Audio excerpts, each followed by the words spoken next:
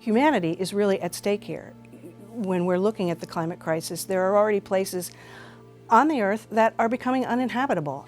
This is the biggest man-made crisis in history, and climate change is a global crisis.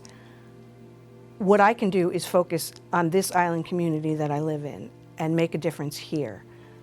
Fortunately for me, I was a Vineyard summer kid. My family came here in the summer, and I knew by the age of 7 that I wanted to live here. I loved the beauty, the ocean, the openness, the freedom, and when I came here, I felt like I could be myself. A lot of that had to do with the natural environment, the natural beauty, the beaches and the water and the amazing parks in Oak Bluffs, and it was liberating to be here, and I felt very appreciative of the fact that I had this escape.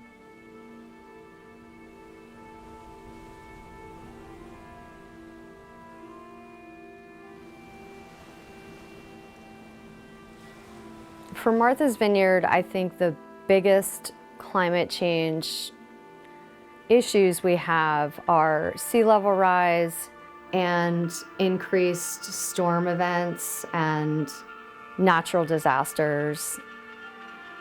A sea level rise is a major issue with erosion and flooding. We already have so many coastal areas that flood regularly, and that's just going to get worse. It threatens the loss of our beaches or severe impacts to our beaches, loss to land areas and homes that are near the shore, which also provides a tax base for us. So there's a lot of economic impacts as well as the natural degradation of our resources. As an island, you can imagine sea level rise is going to be extremely significant. We have to really think about everything from our transportation systems, our ports, and what we're going to do to ensure that we can get on and off and get goods and services on and off the island, as well as a tourism economy. How is sea level rise going to impact our beaches, our salt marshes, our ponds, these things that are critical for our society, our economy, our social well-being? There's going to be massive impacts over time. I was down to South Beach a few years ago, and I was shocked at how little beach is left. That if you're down there at high tide, and not on a super stormy day, but just when the waves are naturally coming in, they come all the way up almost to the dunes. So there's really no place to sit anymore. There was a concrete garage for a little train over at South Beach. And at the end of World War II, it was right near the edge of the water. Now, the beach at South Beach has receded so much that little concrete railroad station is like 150 feet out to sea, because so much of the beach has washed away that it's, if you go to the beach now, you're much farther inland than you were all these years ago. In 80 years, to have the beach almost disappear, that tells you what's happening. When I'm really looking for escapism, I go to the beach in Aquina, below the Gay Head Cliffs, because that's like being in a completely other world. You're just on the water with these amazing colored clay cliffs behind you. It's just like being out of this world. And it's just refreshing and renewing, and it's just energizing and beautiful.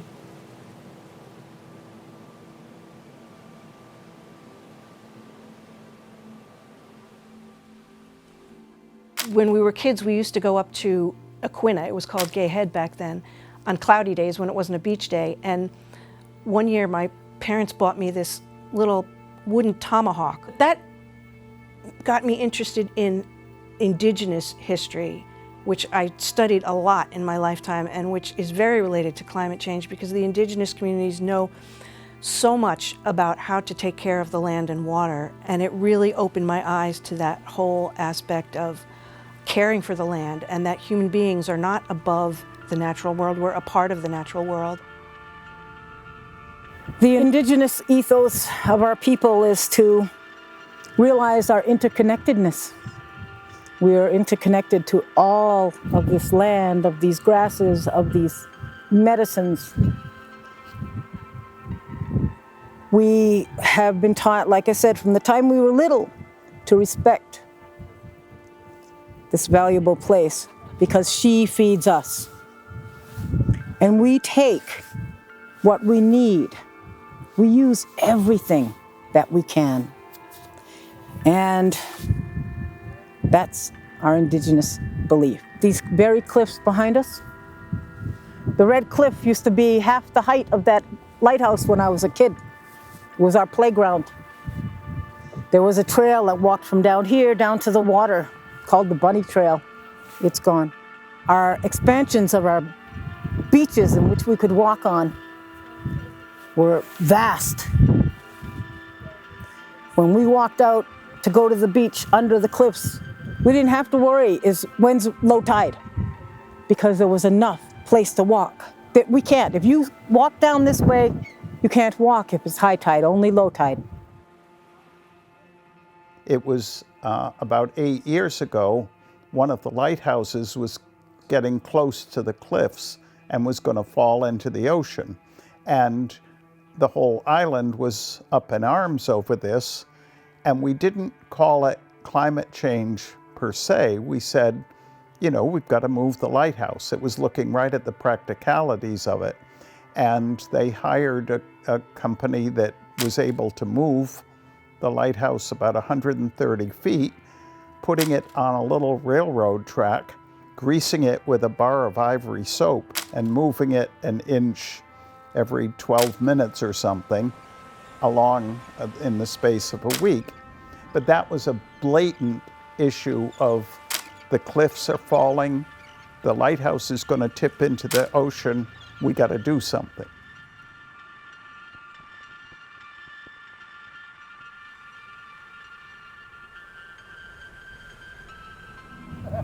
We're watching the storms become worse. They help with the eroding away of these cliffs. We watch places like Squibnocket, where people have brought in tons of beach sand. If you were to go there today, all of that sand has washed away. The whole topography has changed. We watch the sands blow across from Lobsterville Beach across our road in heaps as that land erodes away. And Lobsterville's a rocky beach. It was known for our wampum because the wampum would crash against the stones and it would break up and sea glass.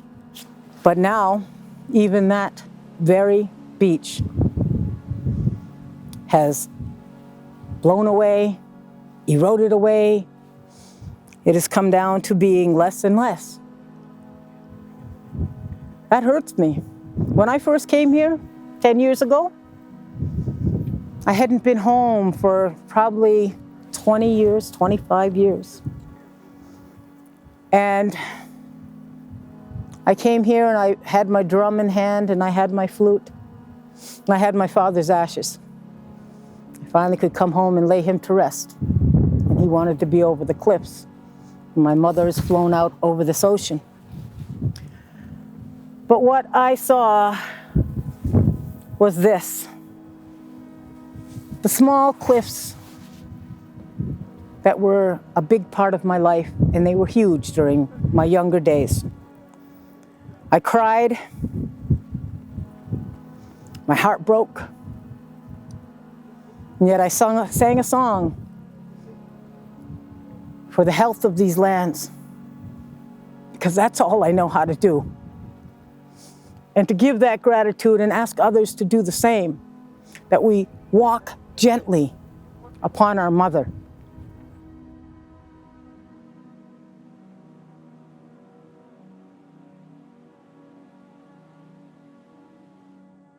So salt marshes are threatened by sea level rise, and if sea level rise is happening too fast and they're not able to migrate inland, then we could lose these entire ecosystems.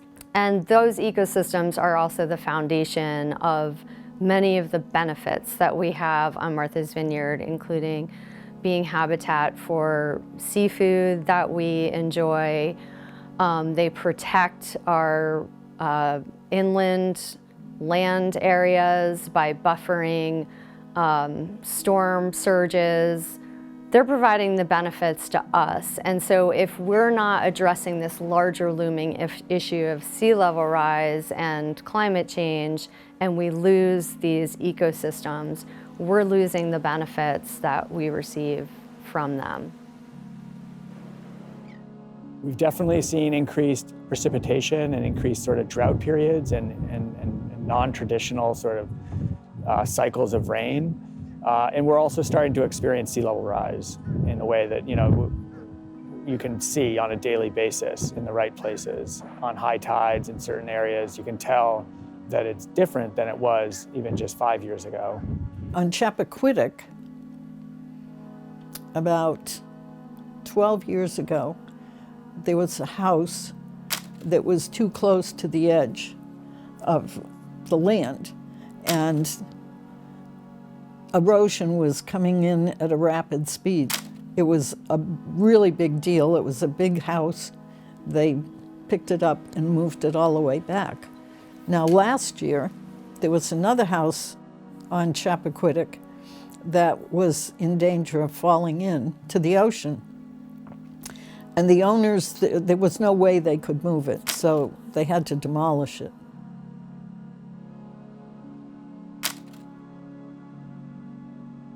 As far as increased natural weather events, bigger storms, more intense storms, that in combination with sea level rise is frightening. We're overdue for a 100-year hurricane here.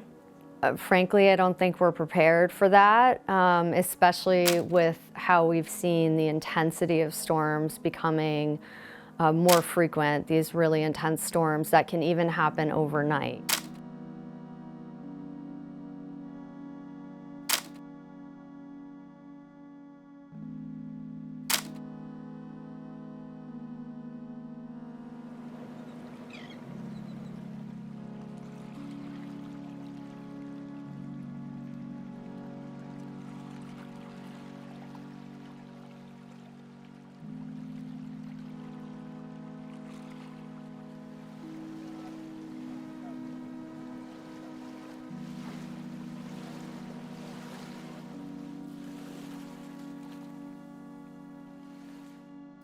I think that we've had much more wind in the past year, and strong, strong winds.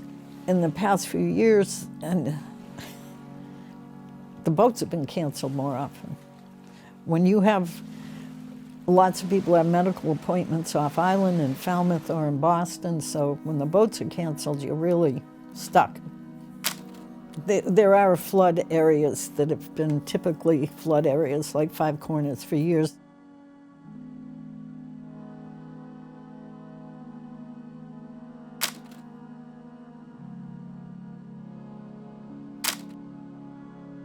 Where the hospital is situated, you have to go through Five Corners from Vineyard Haven and Up Island, or if you're coming from Oak Bluffs, Edgartown, or even taking the back roads from Up Island, there's a lot of flooding. More and more, our coastal roads are flooding, not just in storms, but in rain events. But I think actually the biggest problem is heat, because as the atmosphere is heating up, it's making everything worse. And we're a summer resort island. Our beaches are what people come here for. The beaches are eroding. The sand in the summer is already so hot that it's hard to walk on it. I mean, it's going to get too hot to sit on a beach. Construction workers and other outdoor workers aren't going to be able to work outdoors all day long. People aren't going to be able to jog and ride their bikes necessarily. Heat is the big umbrella issue, and it affects every other issue. And we have elderly people who don't have air conditioning. Where do they go during a heat wave? And what's going to become of a summer resort island when it gets too hot to be outside in the summer? Our oceans are taking on a brunt of the impacts of climate change with increasing surface temperatures and ocean acidification. And that is having a huge impact on our ocean resources, the health of our ocean environment, and all life in the ocean that has a shell. So we do have lobsters and clams and scallops, and those are very important to us. Ocean acidification makes it harder for these organisms to grow. We don't know exactly how sea surface temperatures are going to impact fish migration patterns, but we do know that they are likely going to impact them, and we're seeing some indications of that already. So I just want to kind of put it out there that, the oceans are temperature regulators, are climate regulators, but they are taking the brunt of our impacts, and we have to do something to protect our oceans. Climate change is, I think, the biggest threat to our oceans.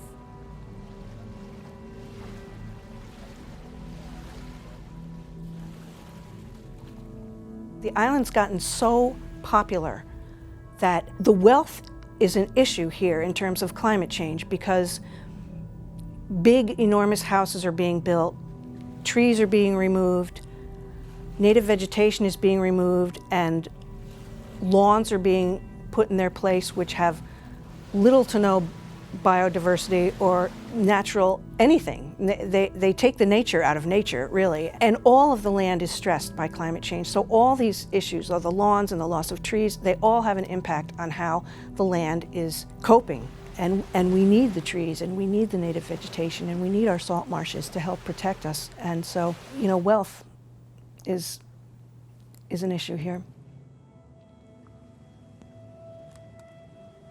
To me, these really large homes just feel wasteful, honestly, because they're empty for most of the year. They're being heated. There's no one living in them, and then they're disturbing all of the land, and there's giant lawns and cultivated landscapes. So I feel like that's the biggest degradation that I've seen. I also have seen the ponds be slowly degraded. As I mentioned, when I was young and we'd go clamming in Tajmu, there was an abundance of clams, water was clear, lots of eelgrass beds, eels even. And now it's like you go in the majority of the ponds on the island, and there's so much macroalgae that's taking over the ponds, which is really choking them out. We're having increased cyanobacteria problems, which are a health hazard and choking out the life of the ponds. And that's basically all due to development factors, and that we have more nutrients coming into the ponds than they can withstand.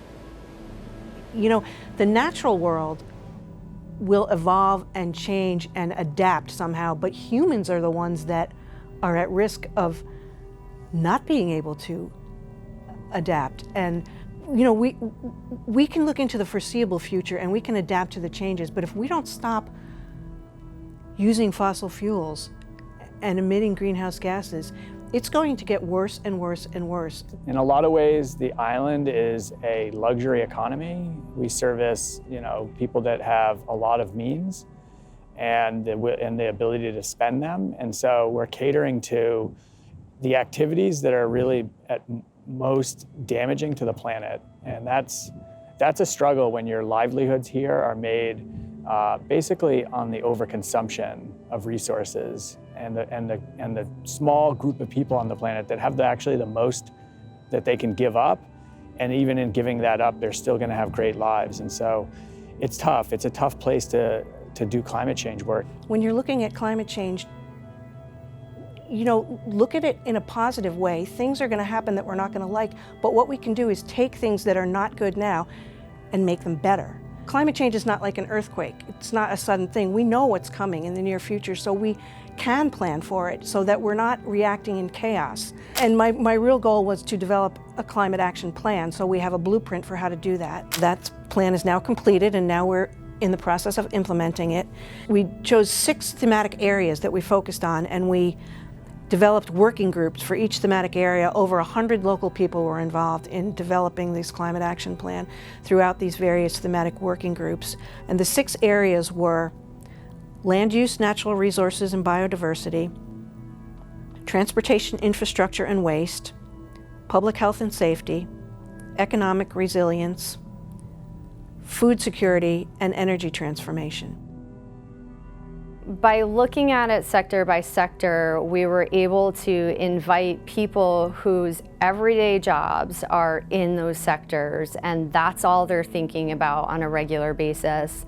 And to start having the discussion of how is climate change going to impact this sector specifically, and have them use their own experiences to talk about how climate change could impact their sector.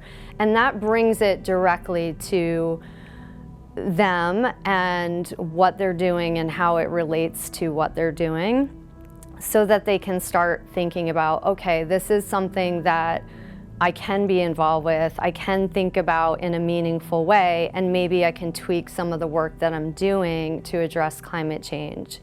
So now we have this 20-year regional climate action plan with over 200 actions in all these various areas, and a lot of the actions overlap.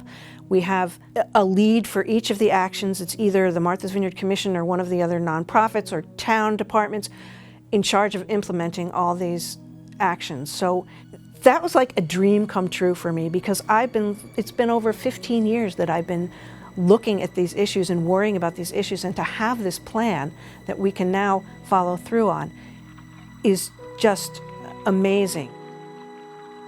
You know, the commission is the regional planning agency, and so without them looking at it, you're relying on the individual towns. And the Vineyard is somewhat unique in that it has 6 towns on one island, and they're island-wide issues, and it's sometimes hard for the towns to understand how we're going to work together. You know, they get siloed in their own issues, and so the regional planning agency is the place that could bring together a lot of disparate planning actions and thinking around climate change.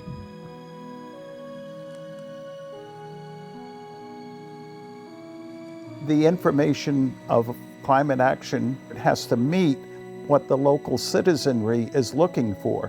So when you mention green buses or electric cars or something, the more that you can promote small individual improvements that people can relate to, you get a better response than if you just say, we're having more heavy storms, there's going to be more snow this winter or something. You have to look at it as, how can the individual, how can the family unit benefit from something?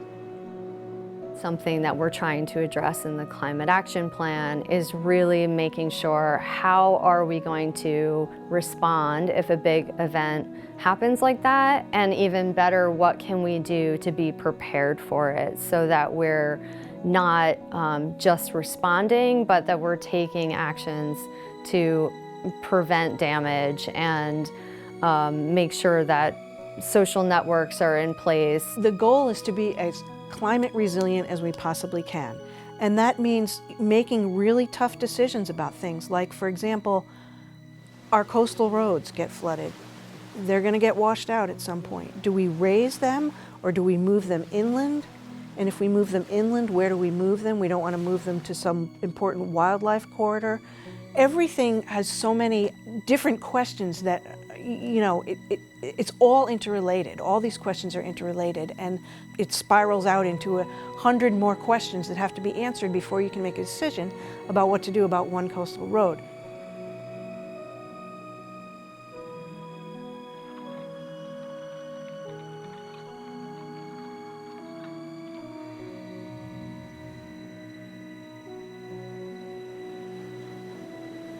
I think people need to be willing to understand the problem.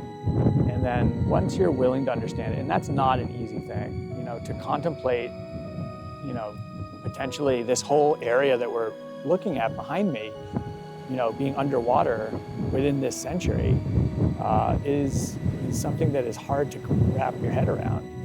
And that's just a local effect of climate change. But when food supplies, you know, everything that we get on the island comes across on the Steamship Authority or into the marine port.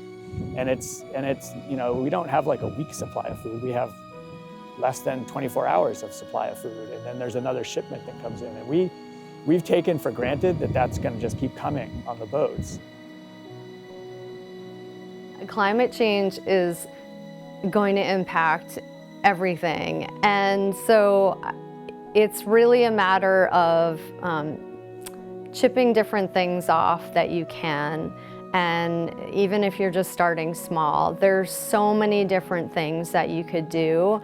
And that's everything from in the spring when you're thinking about landscaping, using more natives in your landscaping, or if you're building, thinking about building so that your house is net zero. And you're using renewable energy like solar panels and making it all electric, and you know, doing really good insulation to minimize your contributions to climate change. It includes things like having a home emergency kit so that when and if we do get hit by a big storm, you're prepared at home and you have that readiness. It includes things like, you know, composting, so we're not shipping our food waste off the island, which is a huge contributor to our carbon footprint here. Thinking about buying an electric car. So there's so many different ways. I don't have one call to action. I would say the action is to pick an action and do it. I don't think that the Vineyard is going to be shut off from civilization, but I think taking small steps in the right direction and having that as sort of your focus all the time, being a greater awareness, I think we're going to make progress. Nature is going to be fine on its own, but it's how we interact with it that I think is where the big challenge lies. What is wrong with us for not stopping this? The future is stark. It's looking stark, and I don't mean to be negative because there's a lot we can do and we need to do, but if we don't do anything, we're really putting humanity at an incredible risk.